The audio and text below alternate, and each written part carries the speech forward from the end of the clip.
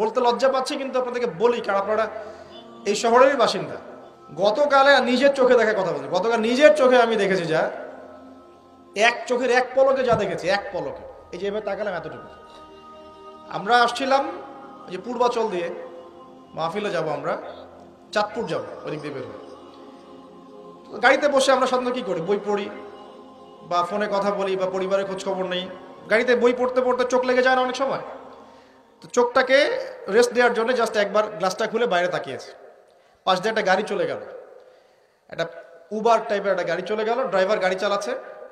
পিছনের সিটে, আপনার শহরের অবস্থা বলছি, পিছনের সিটে আমি দেখলাম যে একটা ছেলে এভাবে বসে আছে, আমি যেভাবে বসে আছি, আর একটা মেয়ে তার উপরে উঠে বসে আছে, ওপেন রাস্তার মধ্যে। এটা আপনাদের শহর। আমি যে বলি যে কিয়ামতের যত সায়েন্সগুলো আছে, নিদর্শনগুলো, সেগুলো মোটামুটি প্রকাশ পেয়ে গেছে সব শহরগুলোতে, আপনারা তো বিশ্বাস করতে চান না। নবীজি এটার কথাই বলছিলেন হাদিসে, যে কিয়ামত ততদিন পর্যন্ত হবে না যতদিন পর্যন্ত মানুষ গরু গাধার মতো রাস্তাঘাটে জেনা করবে না। স্পষ্ট হাদিস আছে, কিয়ামত ততদিন পর্যন্ত হবে না যতদিন পর্যন্ত মানুষ গাধার মতো রাস্তাঘাটে জেনা করবে না। এগুলো জেনা না? জেনা মানে কি শুধু ওই সেক্সুয়াল শারীরিক সম্পর্কে জেনা? দেখেন, ফ্ল্যাটে ফ্ল্যাটে জেনা হচ্ছে এখন, ফ্ল্যাটে ফ্ল্যাটে জেনা, মাদকদ্রব্য সেবন করছে, ধনীর দুলাল, কোনো খবর নাই। একটা অসুস্থ প্রজন্ম তৈরি করছে আমরা, জানেন? এই প্রজন্মের ছেলেরা আপনার নাস্তা করে 12টা-1টার দিকে দুপুরে, ঠিক আছে? এদের রাত হয় এই যে 12টা-1টা পর্যন্ত ঘোরাফেরা করে, ফজরের নামাজের সময় ঘুমায়। ফজর নামাজটা পড়ে ঘুমায় না, কিন্তু ফজর নামাজের সময় ঘুমায়। উঠে দেখবেন 12টা-1টায় নাস্তা করে, 12টা-1টার দিকে। এরা সালাম দিতে লজ্জাবোধ করে, এরা সালাম দিতে লজ্জা পায়, পিতাকে সালাম দিতে লজ্জা পায়। হ্যাঁ, টাকনুর উপরে কাপড়, দাড়ি রাখা এদের কাছে মনে হয় ব্যাকডেটেড থিঙ্কিংস। হ্যাঁ, এরা পাপকে পাপ মনে করে না, মাদককে এরা স্বাভাবিক মনে করে, জেনাটাকে স্বাভাবিক মনে করে। ফ্রি মিক্সিং জেনাটা খুব স্বাভাবিক, বয়ফ্রেন্ড গার্লফ্রেন্ড খুব স্বাভাবিক বিষয়, ঠিক আছে? বাপের টাকা পয়সা থাকলে এগুলো নিয়ে বন্ধুদের সাথে মজ মাস্তি করাটাকে এটা ফ্যাশন মনে করে, টাকা উড়িয়ে দেখে ফ্যাশন মনে করে। ওই টাকা পয়সা কামাই করতে পিতাদের কত কষ্ট হয়েছে ওরা জানে না, পিতারা জানে। এই প্রজন্মের মেয়েরা দেখবেন পর্দাটাকে ব্যাকডেটেড থিঙ্কিংস মনে করে, চুল খোলা রেখে গেঞ্জি টি শার্ট পরে বাইরে ঘুরতে যারা পরিমাণ লজ্জাবোধ কাজ করে না, যারা পরিমাণ না। বিভিন্ন অকেশন আসলে দেখবেন মোমবাতি জ্বালিয়ে অগ্নি পূজা শুরু করে দেয়। হ্যাঁ, এবং কোন কোন ক্ষেত্রে সংস্কৃতির নামে এমন কিছু শিরকি কাজ করে যেগুলোর সাথে ইসলামের কোনো সম্পর্ক নেই। এরা জীবনে প্রতিষ্ঠিত হওয়াকে, বাইরে একটা ডিগ্রি সার্টিফিকেটকে নাজাতের ওসিলা মনে করে ফেলে। নামাজ, রোজা, হজ, জাকাত, ইসলামিক কালচারগুলা তাদের কাছে মনে হয় এগুলো শেষ বয়সের কাজ, এই বয়সে করার দরকার নেই। আমরা একটা অসুস্থ প্রজন্ম তৈরি করে যাচ্ছি। আপনি সালাম দিয়ে দেখেন উত্তর দেয় না, সালাম দিলে সাই বোধ করে, সালাম দিতে মনে হেড হয়ে যাচ্ছে মাথাটা। কি লজ্জা, সালাম দিতে কি লজ্জা! দেখবেন হ্যালো হাউ আর ইউ, পশ্চিমারা যা যা করে হুবাহু ওদের কাটপেস্টে লাইফ লিড করে।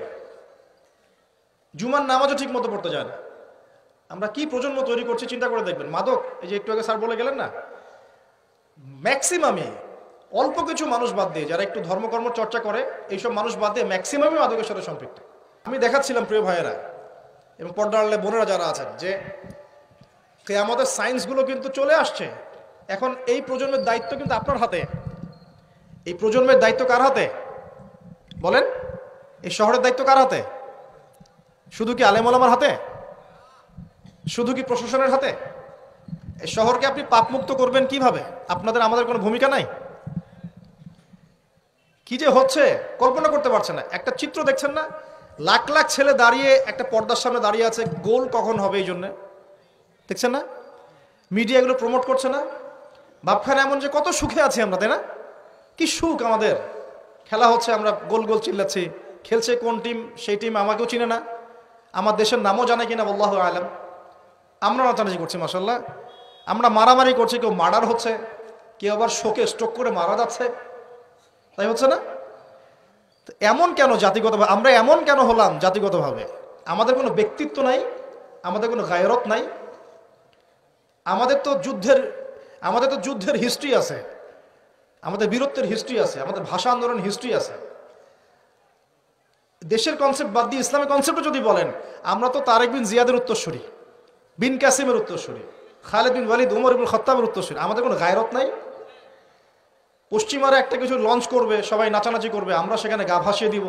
কিছু কিছু মুসলিম কান্ট্রি ওগুলোতে জয়েন হবে, আমরা মনে করবো এটা হালাল হয়ে গেল।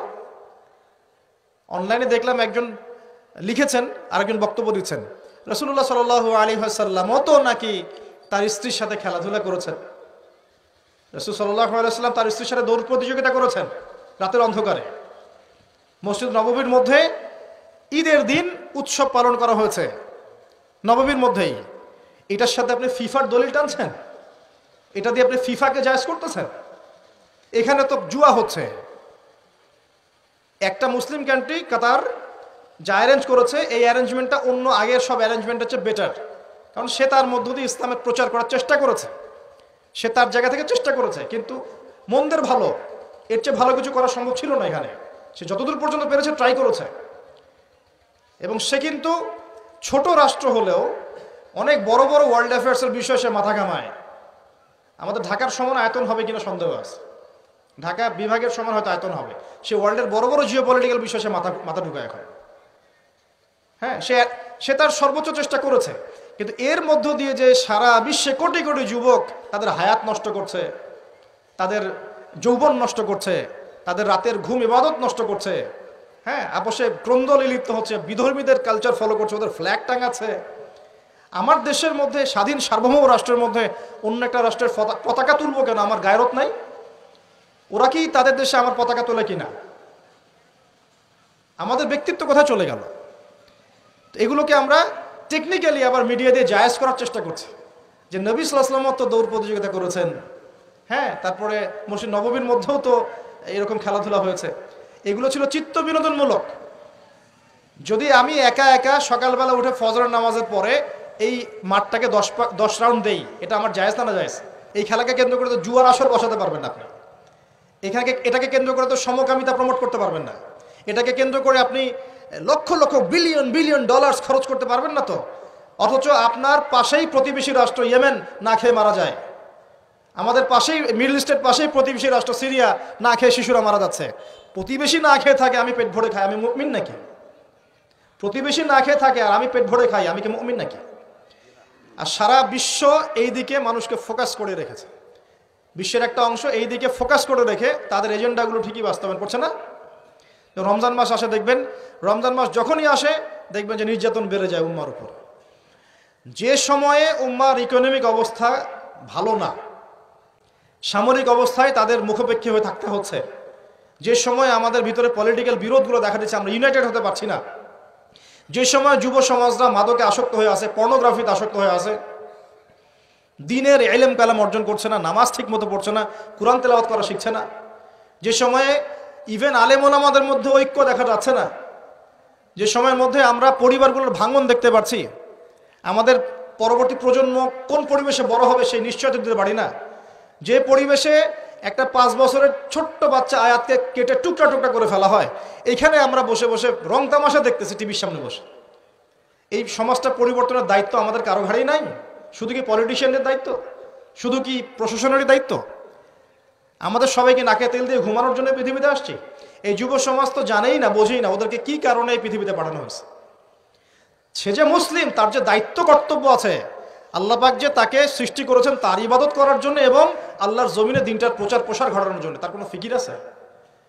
একটা পর্দার সামনে দাঁড়িয়ে সে আধা ঘন্টা 1 ঘন্টা 1.5 ঘন্টা সময় নষ্ট করে ফেললো, তার ফিজিক্যাল কোনো উপকারও কিন্তু নাই। আছে কি অবস্থা, মানে মিডিয়া যে কি প্রমোটটা করতেছে, মেয়েদেরকে ফেসবুকে ঢুকলে মেয়েদেরকে দেখবেন যে মেসি মেসি করে পাগল হয়ে বলছে আর্জেন্টিনার পতাকা গায়ে দিয়ে যে আপনি মেসিকে পেলে কি করতেন? এক মেয়ে বলছে আমি কিস করতাম।